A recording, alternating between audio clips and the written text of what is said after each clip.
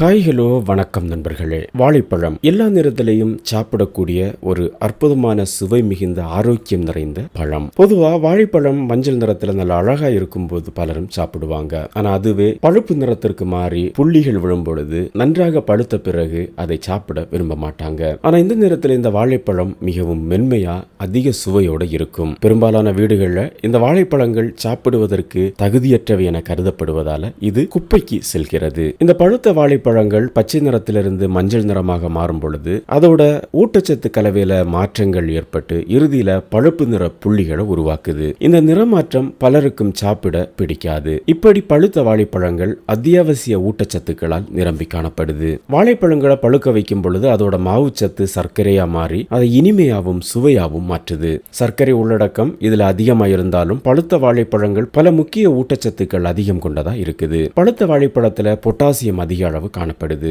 இது இரத்த அழுத்தத்தை சமநிலைப்படுத்த உதவுது, தசைகளின் செயல்பாட்டை ஊக்குவிக்க உதவுது, நரம்புகளின் சமிஞ்சைகளை ஒழுங்குபடுத்த உதவுது. பழுத்த வாழைப்பழங்கள்ல அதோட நார்ச்சத்து அதிகரிக்குது. இது செரிமானத்திற்கு அதிகம் உதவுது. பழுத்த வாழைப்பழங்கள்ல vitamin C, vitamin B6, vitamin A உள்ளிட்ட பல்வேறு வைட்டமின்கள் காணப்படுது. இது நோய் எதிர்ப்பு சக்தியை அதிகரிக்குது, வளர்சிதை மாற்றத்தில் முக்கிய பங்கு வகிக்குது, கண் பார்வை திறனை அதிகரிக்குது. வாழைப்பழங்கள் இருக்கக்கூடிய ஆன்டி ஆக்சிடென்ட் அது பழுக்கும் பொழுது அதிகரிக்கும். இது உடல் ஏற்படக்கூடிய ஆக்சிஜனேற்ற அழுத்தத்தை குறைக்குது, உடல் ஏற்படக்கூடிய வீக்கத்தை குறைக்க உதவுது. பழுக்காத வாழைப்பழங்களை விட பழுத்த வாழைப்பழங்கள் அதிக அளவு இயற்கை சர்க்கரை உள்ளது. நீரிழிவு நோய் அதிகம் இருப்பவர்கள் இதை சாப்பிடுவதை குறைக்க வேண்டும். இருந்தாலும் இது இரத்த சர்க்கரை அளவை கட்டுப்படுத்த உதவுது.